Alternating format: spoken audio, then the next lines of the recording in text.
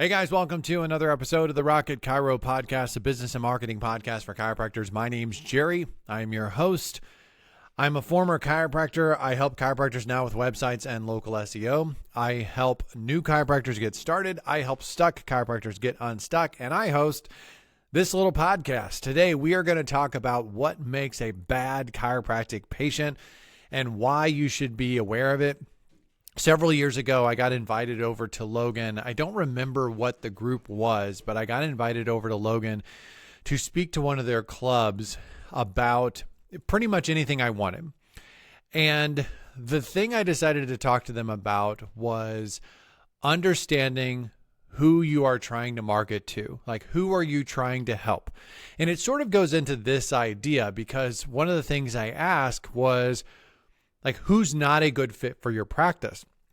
And the dumb looks on their face and the stunned silence that went over them makes me know and kind of just reaffirm something that I already know, which is that most people don't really think about this, especially not chiropractic students. A lot of times, young chiropractors and chiropractic students have said to themselves, like, anyone with a spine is a good fit for chiropractic. Like, who are you trying to help? I'm trying to help everyone.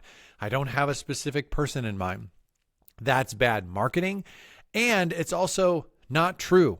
If you've been in practice for very long at all, you know darn well there are some bad chiropractic patients. And we're just going to talk about how to identify some of these people. And these are general categories, but it's so important to understand this because it's sort of like fishing. If you don't understand what you don't want, it's hard to start marketing and focusing and attracting what you do want. And I sort of messed up the analogy there, but the idea is that if you want a particular type of fish, you need to go about it a certain way. If you don't want to catch turtles or garbage or catfish or whatever, like if you don't want to catch something in particular, you need to make sure that you're doing things to recognize where those things are at and how to avoid them.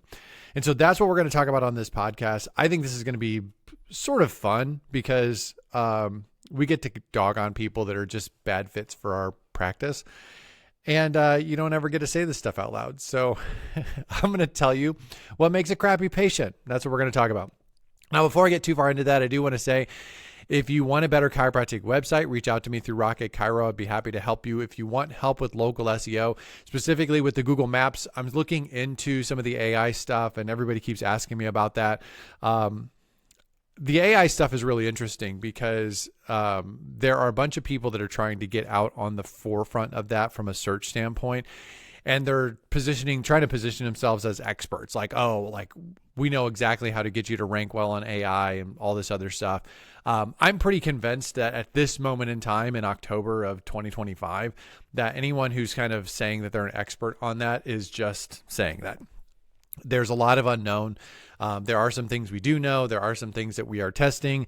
And I haven't officially rolled that out as a service, but some of my local SEO clients, I'm playing around with some stuff to try to get them to rank better on in AI. And hopefully, as I get more proficient with that and I get a better grip on what is consistently getting good results for my clients, then I can kind of roll that out as a service.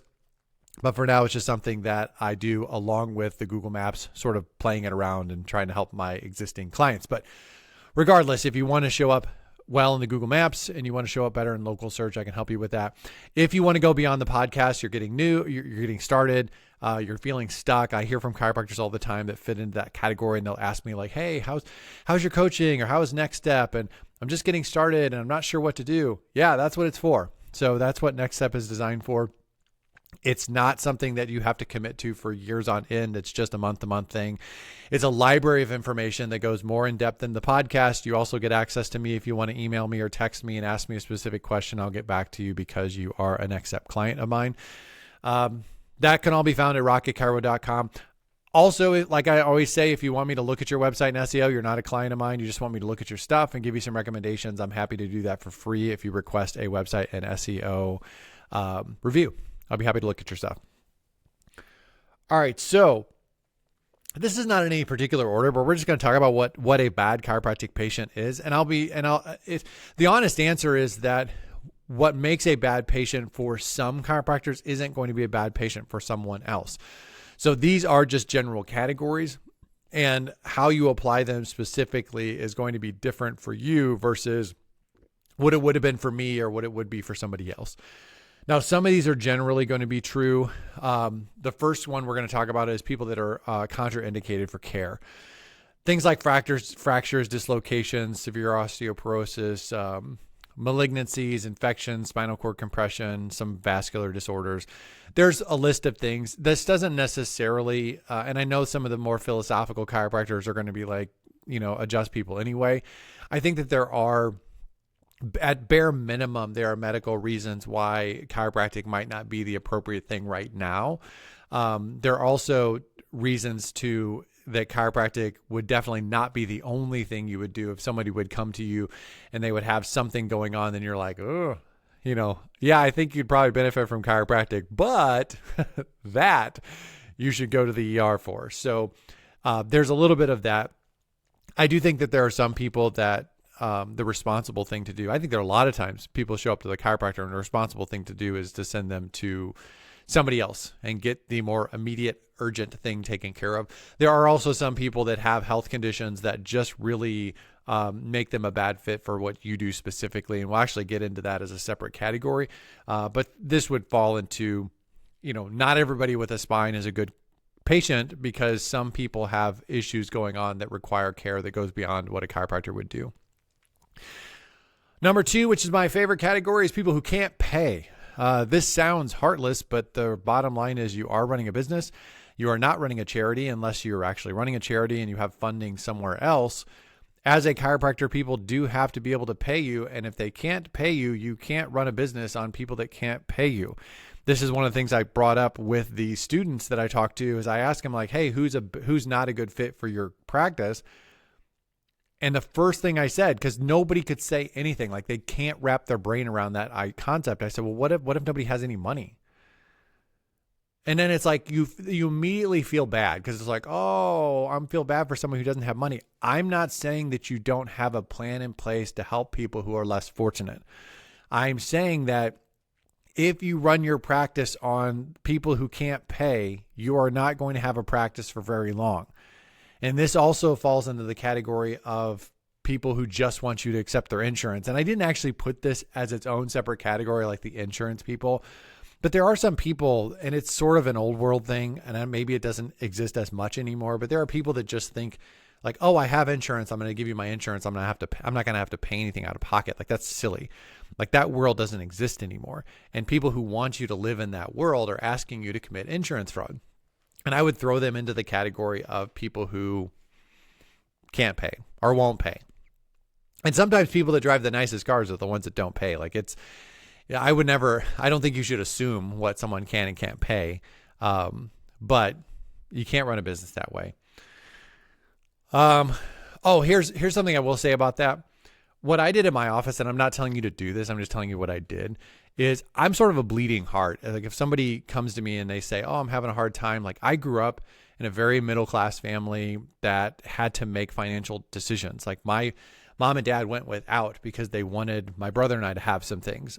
There were things that our family as a whole, we went without because we didn't have the money to do those things. So I know what it's like in my life growing up and my life since graduating and being a chiropractor. And especially after I closed my practice where I went through I tried to do some stuff before Rocket Chiro that I wasn't very good at.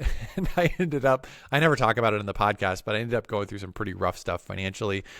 I was going through a divorce at the time. I was paying a bunch of lawyers. Like it was just a huge mess. And so I know from growing up and also different times in my adult life, what it's like to just be absolutely strapped for cash and not being able and have to make some really, really hard decisions. So I have a heart for that. Even now with Rocket Chiro and people reach out to me, I have such a heart for people that are in in a bad spot, but I have to balance that with the understanding that I'm not running a charity. Like if none of my clients pay me and I'm spending all my money or spending all my time working on things that don't make me money, I can't keep running my business. And I have to be aware of that. And what I did in my practice, because somebody had given me this advice before I even ever started, was that there are going to be those people that come to you in a difficult situation. And what we did in my practice was we had what we called hardship agreements for a select number of people. And that was the way that we handled it, where if someone came in, we would have, and I don't remember what the number was. It was just like 4 or 5. I didn't do tons of them. But at any given time, there were like 4 or 5 people that were on what we called a hardship agreement. And it was some sort of unique agreement between me and them that they were paying for care. It was well below what I would normally charge someone. And it was just for their situation. And it was also temporary, because if someone's coming in once a year or once every 6 months, you're telling me you can't afford care, you don't need a hardship agreement. You need a financial advisor, because chiropractic care is not that expensive. So if you're coming in, you need to come in 2 or 3 times a week. That might be a situation where someone would need to be on a temporary hardship agreement until we get them down to a amount of care that's more reasonable and easier for them financially. So I'm not going to get into tons of detail about that, but that was how we did it in our practice, and we limited to a certain number of people. If somebody came in and we already had 5 people that were doing these hardship agreements, I would just tell them, hey, if that's your situation and you can't get care without help, we'll just put you on a list. And when we have a spot open up, we'll call you and talk to you about it. And that's sort of how we handled it. And it was the way that I could help people, and I could keep myself from becoming a victim of everybody has a story. Because when you're sort of a bleeding heart and you feel bad for people in that situation, you tend to put yourself in a bad situation because of it. So I've already said too much about that, but people who can't pay. So number 1, contraindications. Number 2, people who can't pay. Number 3, I would consider the most annoying people on the schedule. Actually, probably not. There's a lot of annoying people on the schedule. People who can't keep a schedule. I have no interest in these people being patients of mine. I have no interest in these people being clients of mine. Is people who miss appointments, people who show up late, people who are flaky. You ask them to do something, they can't do it. You ask them to, they say they're going to do something, they don't do it. Like, it's generally in practice, you're talking about schedules, but people like this, they're just they're the worst. They're the freaking worst. And so I would say someone like this, sometimes you just have to weed the garden. If they can't keep a schedule, it's just ridiculous. And I'm not saying that they have to follow a care plan. I'm talking about, you made an appointment on Friday, show up on Friday. If you can't make the appointment, cancel the appointment and reschedule the appointment. If you reschedule the appointment, show up for the appointment. Like, don't show up early, don't show up late, don't show up randomly, don't no show, don't schedule, and that, like, all that's annoying. Number 4, unrealistic expectations. So patients who have unrealistic expectations, and this is true of anyone, this is true of you, like, your life is harder with unrealistic expectations. And sometimes patients have a certain number of visits they think it's going to take. Some people have a certain time frame that they're hoping for. Some people have a permanency to the results, and regardless of their lifestyle. It would be like someone who plays football coming in and like, oh, I'm going to need a couple adjustments. I kind of hurt myself playing football. And you're like, yeah, no problem. Even if you get them feeling better and doing better with 1 or 2 adjustments or whatever, to think that that's going to last for years and years and years, when they're going to go out and they're going to slam their head into another human being every single week for the foreseeable future, that's unrealistic expectations. Like, they're expecting a permanency of change, disregarding their own lifestyle and their own choices. And so that's what I mean by unrealistic expectations. Some of this stuff can be trained out. If people are teachable, you can teach some of this stuff. Sometimes this is bad onboarding, where you haven't talked to the person about this, you haven't asked the right questions. So some of this is on the chiropractor. So I'm not necessarily saying this is all the patient's fault, but there are certain people that are more prone to these sort of things. One of the questions that I used to ask patients all the time when they would come in is I would ask them, why are you here? How long is it going to take? Why are you here? What are you hoping to have happen from your time here? But the third question I'd always ask was, how long do you think it's going to take? And I wasn't trying to be manipulative. I just want to make sure that I'm on the right page with this person, because if they have a chronic problem and they're hoping they're going to be better in a week, we'd have to talk about that. And if they have a problem that probably will be better in a relatively short period of time, but they're so discouraged from all this stuff that they've done, and they're out of hope, we have to talk about that too. And so that was a question I ask a lot. It has a lot to do with setting expectations. I think that has a lot to do with leadership. Some people aren't going to listen, but I think the leadership component of a chiropractor can work some of the expectation elements out of it. But someone who has unrealistic expectations, who continues to have unrealistic expectations, is always going to be a problem patient. Number 5 is a bad fit for your care. This is about you specifically. So this could be a condition or symptom. It could be they're looking for a specific technique. Like I did mostly upper cervical when I was in practice. If somebody was looking for the ring dinger wasn't a thing back then, but if somebody was looking for like a ring dinger adjustment, that's not what I do. If somebody was looking for a Thompson chiropractor, that's not what I do. If somebody's looking for an activator chiropractor, that's not what I do. Somebody who came in with a shoulder issue, I hate shoulders. I'm terrible with shoulders. I got 2 bad shoulders myself and I don't know what to do about it. Like I'm not your shoulder guy. I remember taking part 4 boards thinking to myself, it was like the x-ray portion. And I was like, just don't be a shoulder. Don't be a shoulder. Don't be a shoulder. I hate shoulders. I suck at shoulders. And I remember starting part 4 and my first station was an x-ray station. I turned around, it was a shoulder. And I was like, oh man, I hope this isn't how the day is going to go. And I missed the question because I don't do shoulders. So for me, if somebody came in with a shoulder, like it's not a neck into the shoulder issue, it's an actual shoulder issue, I just refer them out. They're a bad fit for what I do. And so conditions that don't respond well to what you do, contraindications to your style. This kind of overlaps a little bit with the first one. Sometimes medical contraindications are bad for a particular style of chiropractic, like a high velocity style. It would be perfectly fine for a low force chiropractic technique, something like NUCA or torque release activator, something like that. So just understand that if someone's a bad fit for what you do, then that would be a reason that person would be a bad fit for your practice. Sometimes age is an issue.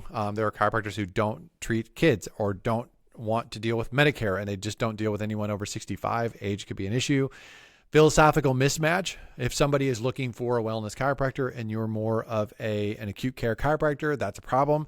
If you're if you're a wellness chiropractor and somebody's looking for acute care, that might be a bad philosophical fit. So just be aware of that. That does happen. I would also throw the insurance only people into this category as well. If you're a chiropractor who doesn't do insurance, that's obviously a bad fit if somebody's just looking for someone to take their insurance. All right, last category we're going to talk about, we're just going to have this big fat category of energy suckers. This is probably the worst group. I said before, the schedule keepers, the people who can't keep a schedule is the worst, but they probably fall into the category of energy suckers as well. So what is an energy sucker? A know-it-all, people who don't listen, or they're just not teachable. So some of these things, like I said, you can teach them out, you can train them out, you can lead them out. But if a know-it-all person tends to not be teachable at all. A complainer, nothing's right no matter what. It's exhausting. Somebody who's always pushing boundaries. If you say we close at 6 and they show up at 5:55 and then they guilt trip you, if you say we don't see patients I only work every other Saturday, or I don't work Saturdays at all, and then they're, I gotta come in on Saturday, and they're always pushing boundaries. Somebody has if you're a solo practice, micro practice, somebody has your cell number and and they're calling you or texting you and the late at night, you tell people to use your online scheduler and they keep calling to schedule an appointment. It's once again, some of this is trainable. You can teach it out of people, but sometimes there are people that are just boundary pushers, and boundary pushers are energy suckers, and energy suckers are just a rough way to have a practice. There's people who monopolize your time. There's also victims and blame shifters. This is really popular in our day and age. It's popular to be a victim. They just don't take responsibility for their health or their situation or their choices. That's tough when chiropractic, because chiropractic is a participation sport, and so much of what you do outside of the office will have an impact on how well your care goes. That doesn't remove the chiropractor's responsibility of being very good at what they do, but sort of like the guy that I said that plays football, it's like if you are ignoring the fact that you play football, if you are disregarding that, If you're someone who's like, I get 2 hours of sleep a night, I drink way too much alcohol, I'm loaded up on caffeine, I'm constantly taking pain medicine, I eat ding dongs and ho-hos as my primary like food source, I'm stressed out, and I play football and on the weekends, and I'm an over-road truck driver, and like, you know what I mean? Like, you're doing all the terrible stuff, but then you're like, that's not the problem. The problem is like, you didn't adjust it right last time. Like, that's when someone is like the victim and kind of blame shifting and everything else, like you're the problem or somebody else is the problem. Like, it's not something that they did. It's not a choice that they're making. That's an issue. Those are energy suckers. Like, that's tough. And like and you kind of have to use your own discretion with some of this stuff, because some of this stuff you can recognize right out of the gate and you could just refer someone out before they become a patient. Some of this you don't know until someone becomes a patient of yours. And then you're sort of stuck in a situation where you have to decide, is this something that we can work through? Is this something that we can talk about? Is this something that we can train out of them or teach out of them? It requires you to have difficult conversations regardless. And it is one of the hardest things about being a chiropractor, is just the management of human beings. And a lot of this is that. And so I think the starting point for chiropractors is just to be honest about the fact that not everybody's a good fit. And if you could weed out some of this stuff in the beginning, if you could recognize the stuff that's like a deal breaker for your practice and refer that person out right out of the gate and not try to stick square pegs into round holes. Like, cause I've done that before in practice. I've done it before with, even just the Rocket Chiro stuff. Like, I had a guy just recently, and he might even listen to this podcast. Like, I don't know, but he reached out to me and he's like interested in website and SEO stuff. And I don't generally onboard website clients or SEO clients without talking to them first, or at least asking them some specific questions. I want someone to be a really good fit for what I do, because I want to put myself in a situation where I'm likely to succeed. And so I was asking this guy some very specific questions, and he just didn't answer them. And he kept telling me like, hey, just send me the link, send me the paperwork, I'm ready to get started. I'm like, I get it. I get that you're wanting to send me money, but I don't know that I want you to send me money. Like, I want you to answer these questions. And I said, hey, here's some time that we can talk on the phone. Let me know what works for you. Nothing. Just get an email that says, hey, when can we get started? I want you to do this. Can we get started? I want to ask you some questions. So I finally emailed the guy. And I text the guy and I said, here's the questions I have. Nothing. I email the guy. Here's the questions I have for you. Nothing. I get emails back saying, hey, when can we get started? Can I do? Bro, like, bad fit. I don't care if you're trying to give me money. It's a bad fit. And I promise you that guy, unless something drastically changes, and like I said, maybe I don't have the whole story yet, but as I sit right here, I'm telling you that guy, I don't charge enough to deal with that sort of pain in the butt. And you have to understand this as a chiropractor. Like, unless you're charging an absorbent amount of money for your care, which most chiropractors don't, you don't charge enough to deal with a pain in the butt. There's no sort of pain in the butt built-in fee there. I mean, if you're charging someone $15,000 a month or $20,000 a month, like, okay, maybe they're allowed to be a little bit of a pain in the butt, because there's like there's enough money there that makes it worth it. I don't charge that much. So I want to recognize some of these bad fits right out of the gate and just not onboard them. And because I've made this mistake before of trying to put square pegs in round holes and accepting clients and then knowing like, that maybe is not a great fit. And it always ends up biting me in the butt. So if you just right out of the gate start recognizing like who's a bad fit, and do this, I would encourage you to do this as an exercise this month. Just sit down and say, what's a bad fit? Like, what are things that I absolutely hate? What are things that my patients currently do that I absolutely hate?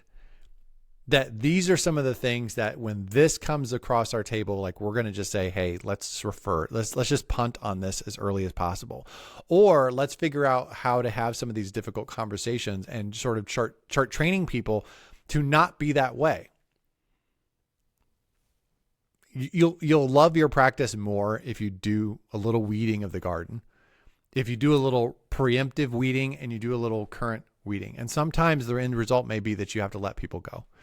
and just have to say, you know what, I don't think what we're doing is helping you the way that you want to be helped. And I think the best thing for you to do is let's find you another chiropractor. Let's find you another provider. And people get mad when you do that sometimes, but realistically, if you're trying to do it because that's just not the best fit for you, which ultimately means it's not the best fit for them, helping them find somebody else is actually the right thing to do. And that's hard to do when you're strapped for cash, but there is value in weeding the garden for your own sanity, as well as also just making room for other people and ultimately building the practice that you want instead of building your prison. You don't really want to build your prison. And if you don't weed the garden, you're going to build your prison. All right, guys, that's it. I'm going to go ahead and wrap this up. We're done talking about what makes a bad chiropractic patient. If you want some help with your website and local SEO, reach out to me through Rocket Chiro. If you want me to look at your stuff, request a website and SEO review. If you haven't done so yet, I would love a review for the podcast, either in Apple Podcasts or on our Google page, which I think you can find our Google business profile through Rocket Chiro. If there's a link, I think it's in the footer. I should probably check that and not keep saying it on the podcast. I'm done. Thank you for listening. Thank you for subscribing. Thank you for sharing the podcast. I'll talk to you guys on the next episode.